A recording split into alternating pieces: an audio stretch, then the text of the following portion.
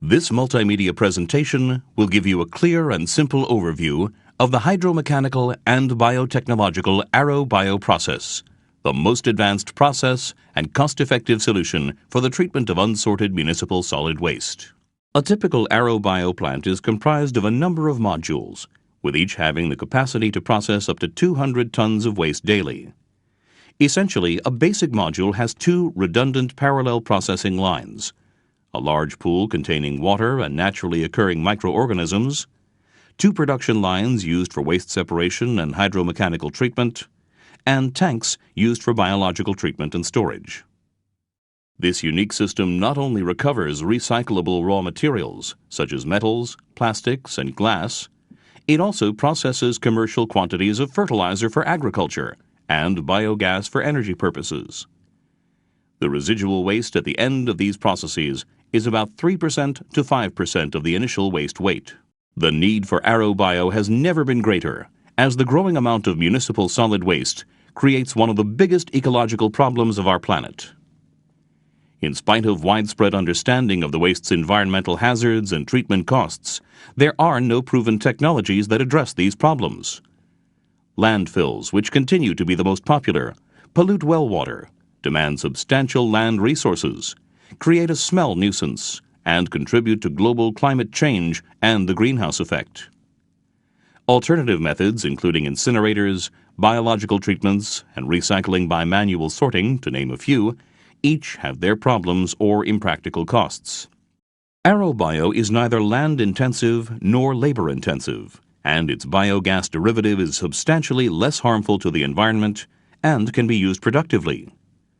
To quantitatively understand this breakthrough, consider that in any large city, this biogas alone can provide all the necessary energy for that city's entire public transportation system.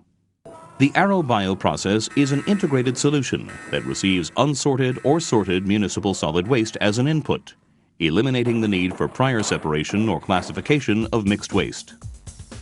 This waste is delivered by trucks and dumped into a large separation dissolving tank, where bioprocess liquid is already present to assist with the first hydromechanical separation process. Dumping the waste into the bioprocess liquid eliminates the odor nuisance to the environment, and at the same time, the delivery trucks are treated with the same liquid which thoroughly washes and cleans them of waste products and waste odors.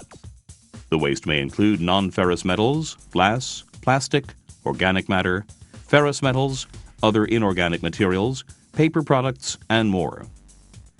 Many of these waste products are in fact raw materials which can be recovered, recycled, and sold at a high market price, generating income for the plant and concurrently decreasing the depletion of Earth's natural resources. In alternative methods, these same elements play a part in several pollution hazards, like global warming from methane pollution, well water poisoning from heavy metals, land destruction from growing landfills, and air pollution from incinerators or other methods. Moreover, since water usually accounts for 1/3 of the waste's entire weight, ArrowBio was designed to utilize this resource to fuel the hydromechanical processes and channels the rest for irrigation and other purposes. This is vastly more efficient than alternative waste treatment methods that either burn or otherwise dry the waste's water content at great energy costs. The preliminary liquid-based waste preparation and separation stage is based on the principle that inorganic materials such as metals and glass have a specific gravity that is greater than water, while plastics and biodegradable organic matter have a specific gravity that is equal to or less than water.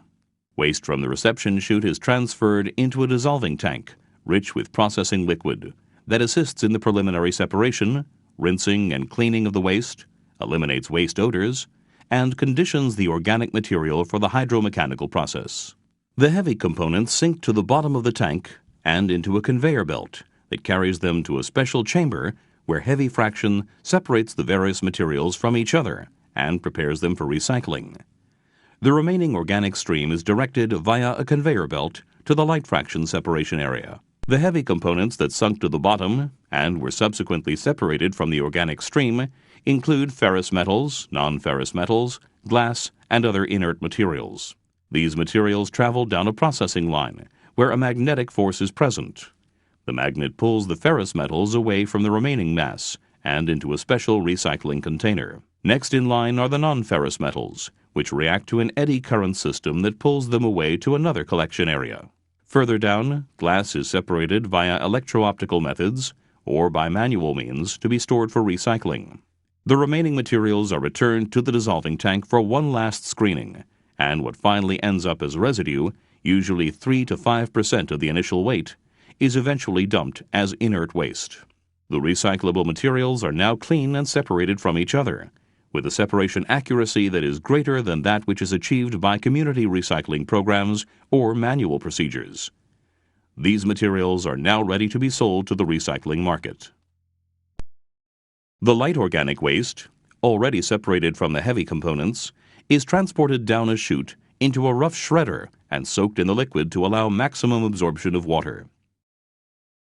Since plastics do not absorb liquid like biodegradable material, they are lighter and can be easily suctioned up and away from the remaining mass and into separate recycling containers. The plastic-free biodegradable material then enters the hydro-crusher system, which disintegrates it down to fiber size, forming a thin slurry.